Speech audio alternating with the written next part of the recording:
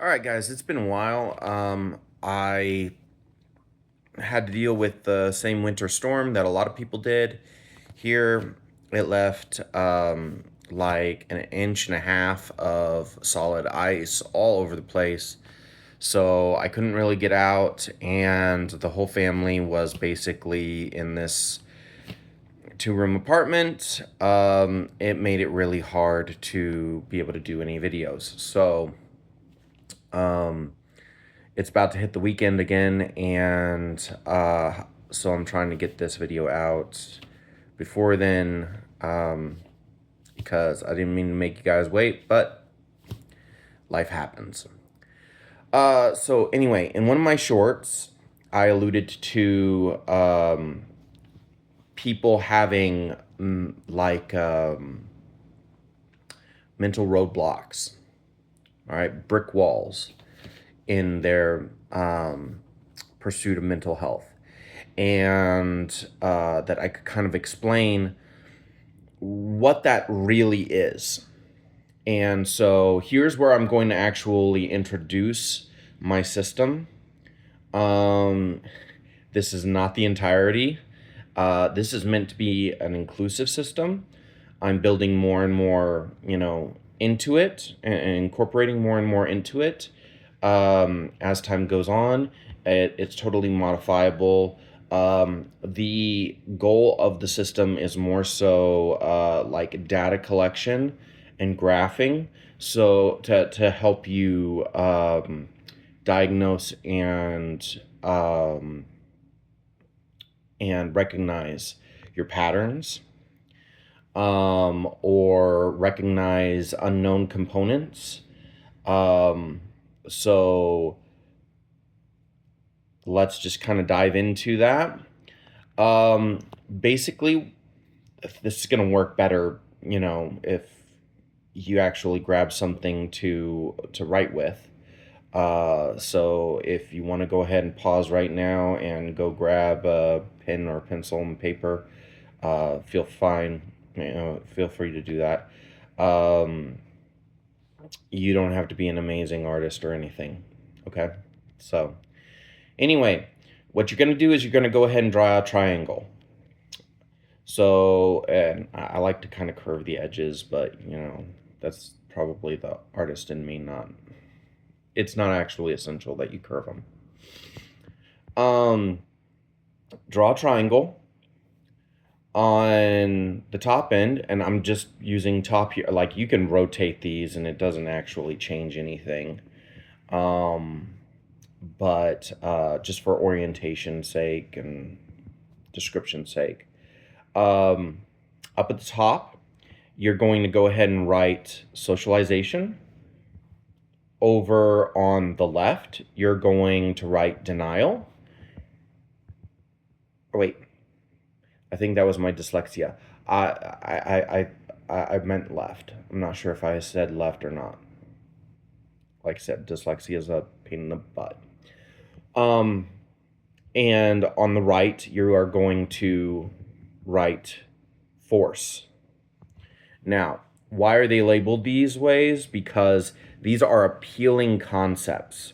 Socialization is an appealing concept. You see it tons and tons in kids and even in adults who avoid socialization. They're constantly plagued by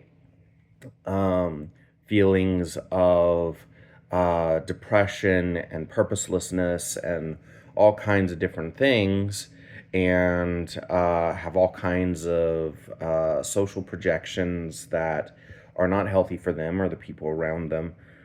But it's all, they want to be able to socialize more. They've learned not to an extent. Now, that also being said, in the left corner, you've got denial.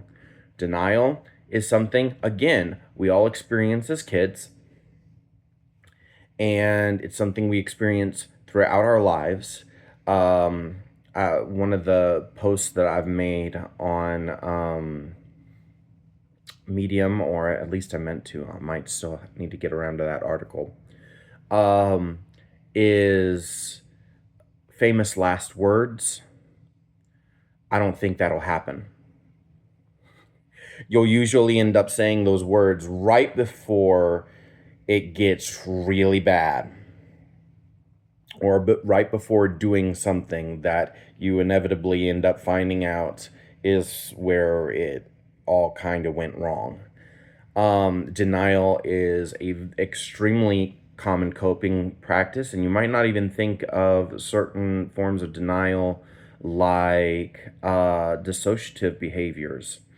Um, an example of which, powering through, which is kind of a combination of denial and force. All right, so let's move over to force.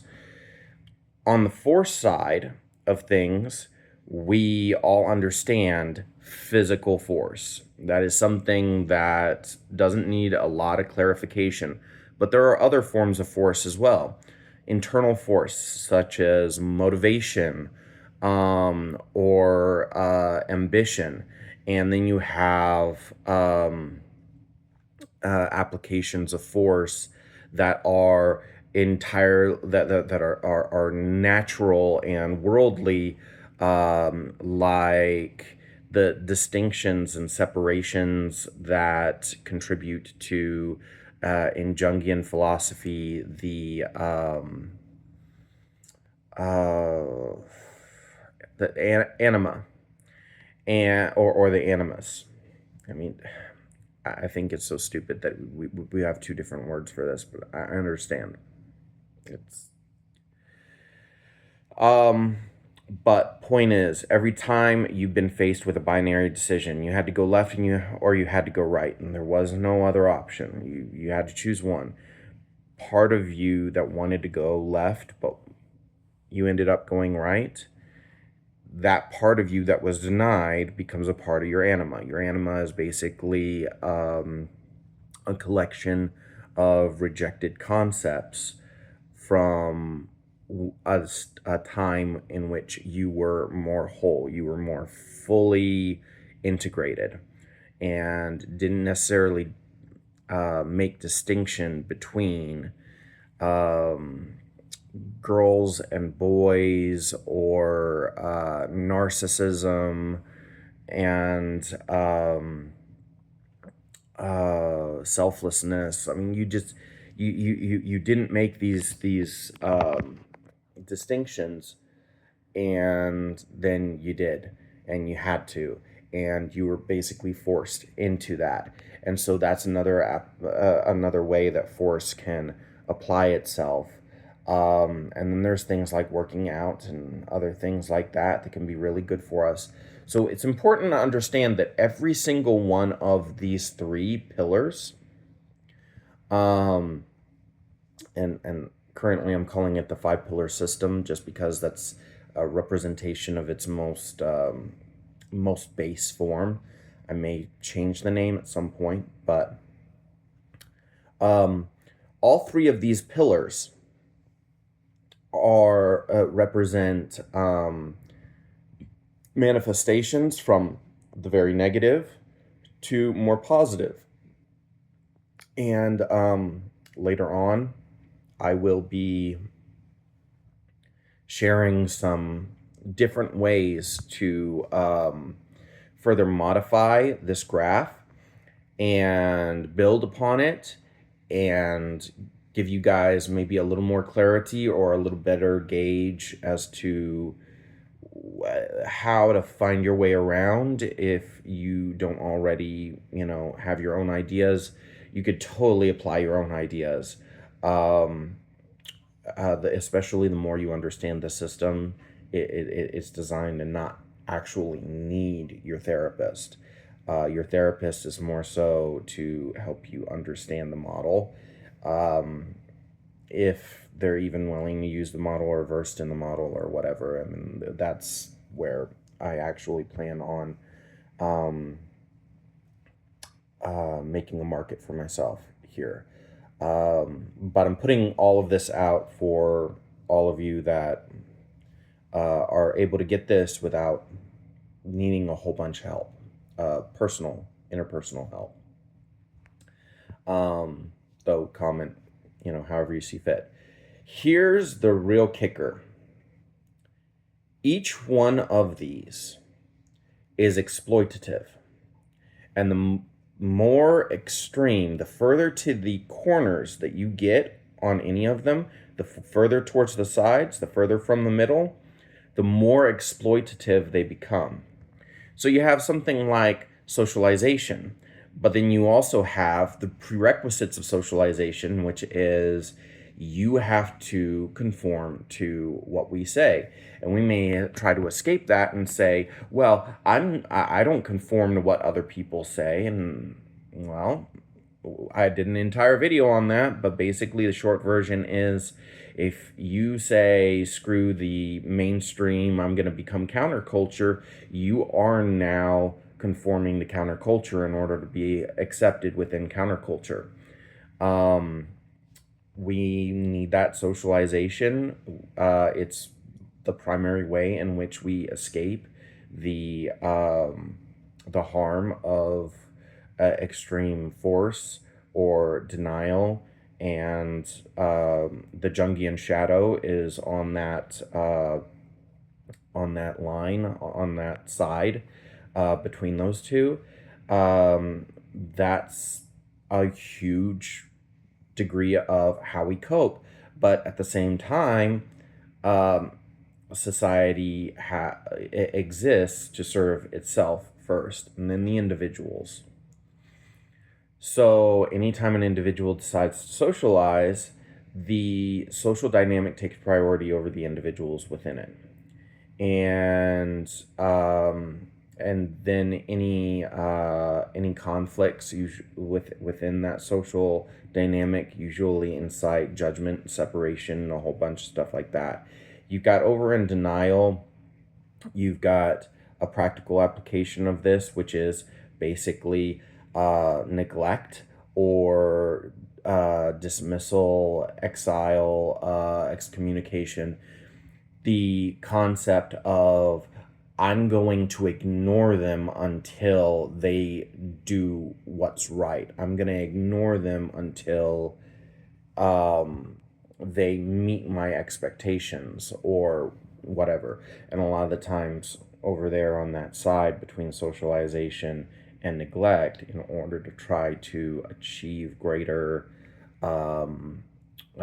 feedback, in order to try to receive support of any kind, they that's where the persona develops, and that's where it's applied a lot of the time between those two.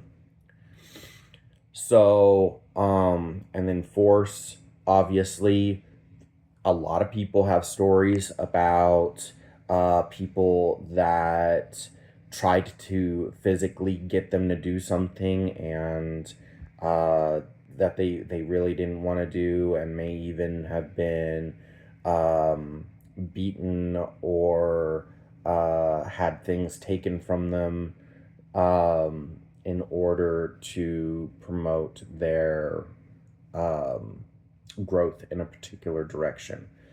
And the force in that case is being applied by the person further on the extreme to elicit a particular reaction. Maybe that force is to provoke force. I was a part of a family like that where we got prodded constantly, but it wasn't about what you did to create the situation. It was about what you did in response to being provoked. That's when the cameras would start playing. That's when things would start getting that's when things would become cognitive for the people applying that force. And sometimes it's to try to push us into socialization. That's another dynamic that I experienced. But point is, another great example is you feel like you're overworked, boom, force. An application of force is overworking, pushing yourself too freaking far, too long, is an application of you using force in a way that is destructive to yourself. So we have ways in which force is destructive to others. We have ways in which it's destructive to yourself. We have ways in which it may be beneficial to you. We have ways in which it pressures you into making choices that you need to make in order to be able to move forward. So, what do we do with this? Well, these three pillars become more exploitative as we get further towards the corners. We won't necessarily think of our moving further towards the corners as a bad thing. We'll think that we're doing something that we want because we're tapping into these forces that can potentially benefit us, but we're taking them to extremes that are hurting us. And it's important to note that the more the more effort you put in, the more energy you put in to making something work, the more you are going to, depending on what you're trying to make work, the more or how, the more you are going to get pushed out or sucked in or sucked out to the outsides, the corners or the sides of that triangle. And that's where your mental block is. Basically, you are working so damn hard that you can't actually make any more progress because you are at the limits of what the human condition allows you to accomplish. Simply put, this model is designed to represent any and all things human you can think of. I mean, you can find it within there. You can overlay different manifestations of this. And yeah, but point is, further towards the outside we get, more messed up we get, and eventually we're not going to be able to get more messed up than we are. So what's the answer? Well, because it becomes more exploitative as we get further out, one of the things we need to do is we need to pull closer to the center of that triangle. This is where the Jungian self or the true self or the inner child, or goes by many, many different names, resides. And in the words of God, be still and know that I am God. The concept of keeping the Sabbath day holy is that we need to be able to slow down to be conscious. We do. Try to be totally and completely conscious of everything around you and everything that you're doing. And you will have to slow down because you cannot keep up with it all. Just can't.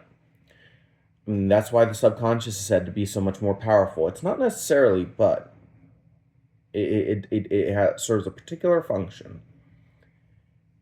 Consciousness is our conscious mind is supposed to serve a particular function as well. And that is still this dyslexia. I'm thinking contemplation, but that's not it. Cognition, the ability for you to think, the ability for you to problem solve, the ability for you to discern. But you can't tap into that ability. Your free will, for example, basically, your free will does not actually kick in unless you are in a state of consciousness. Otherwise, you're reactant. you're stuck in that subconscious mindset. So,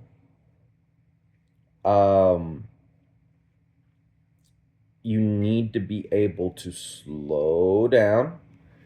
And that is a really, really, really hard concept if you have invested so much into doing so much and making so much happen. And they're Christians do a really bad job, generally speaking, of describing how you would apply this. But understand that it's a gradual process. It is a scale. It is a series of choices.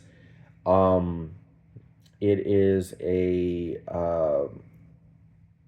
the life will ebb and flow on it. Okay, so it's not you should just stop working, or you should just retreat from everything for a while, or whatever. Bad advice. But you will find yourself, you will find that free will, you will find ease and peace more at that center. But it requires slowing down. Faster you go, the more you default to the subconscious. The subconscious has been riddled with all kinds of information. It takes everything from your past, including the things that maybe were how you dealt with the situation back then, which might not have even been the best way to deal with that situation back then. And then it went ahead and applies them to right now, where it's definitely not very practical. And we need those moments of cognition in order to basically reprogram that subconscious. You can think of the consciousness kind of like a CEO, and the subconscious is secretary. The unconscious is the archive. It's all stored memories and whatnot, and there are ways in which these interact. I'll get into that in another video. But we need to be able to consciously deconflate, because the conflation aspect is what really, really messes us up. I like the line from a Seagal movie that was, assumption is the mother of all F-ups. So, that's true. But it's a little more conflation, where in assuming we link things that aren't necessarily linked, and then we apply them as though they were linked, and that messes us up so bad. So we need to deconflate. I've referred to this as paradoxical resolution, and my system has been based around trying to resolve paradoxical dilemmas for a long time. But we need to be conscious of it. And then if we wanted to incorporate something like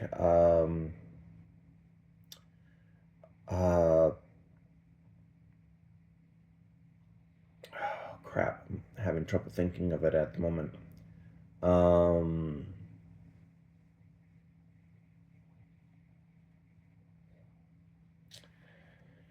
Adam Lane Smith, his system, for whatever reason, can't think of the name of it at the moment. Attachment theory. There we go.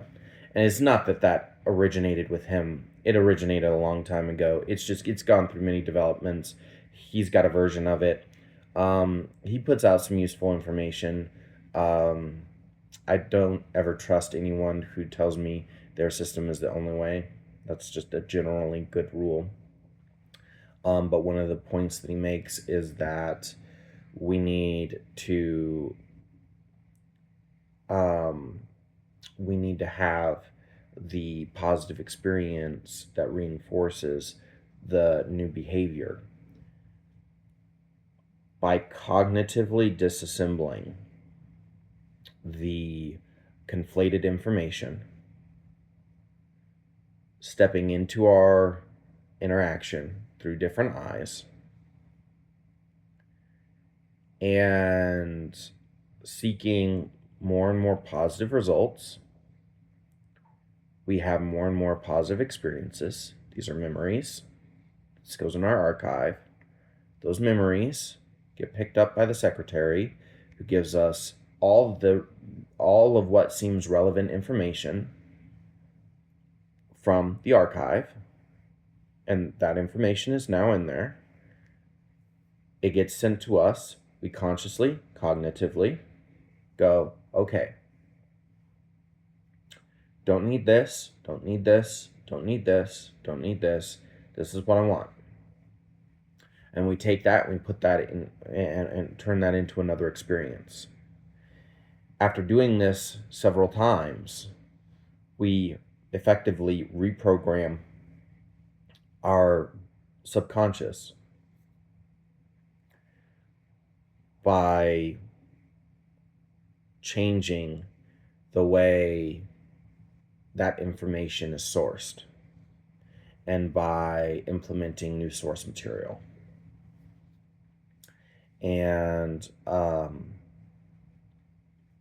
mean, in that regard, quite spot on. But yeah, what I really want you to try to do with all of this information, because I know this is a lot. This is a really long video. Thank you for, getting here and taking all the time to listen to this. But what I want you to do is I want you to go ahead and use this model. And I want you to try to think about particular interactions or particular times in your life. And I want you to kind of start with a point. Sorry about that. Start with a point within the triangle. Let's say, in the center, if you can remember a time when, sorry, nature can't fight it beyond a certain amount.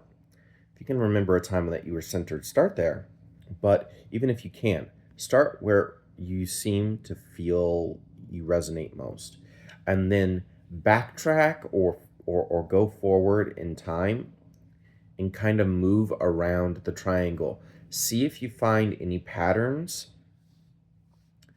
or if you are able to find a way of relating to the different depths, the extremes, a time in your life where you were going down the wrong path and then something happened and made you realize, whoa, no, no, no, no. And you kind of changed course. Because like I said, this is a plotting diagram. It's pattern recognition for you to apply to you. So I encourage you to do that, to kind of play with that, or play with that a little bit. Comment down below and I'll get to you when I can. The last element, these are 4 pillars thus far. We have socialization, force, and denial. We also have the self in the center. And one of the things that we have to learn to do in not going is not go too far away from that center, but we still need to be able to get what we need from the other elements. So one of the things we need to work on is boundaries, and I'll be addressing those boundaries in another video, but it would just kind of draw a circle around the self, and that's the diagram.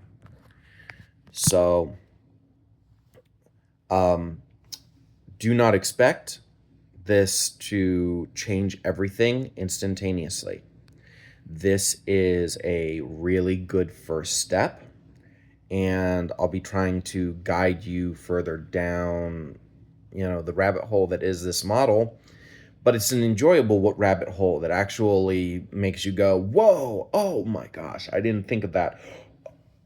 You're telling me that? Oh, okay, I can see where all right, is very enlightening.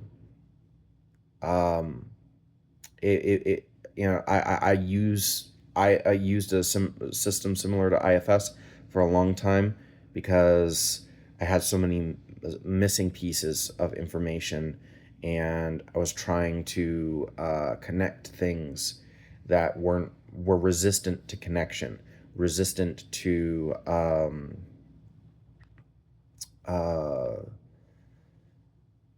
uh, to access, to even know that they were there, or how to describe them, or any of that kind of stuff.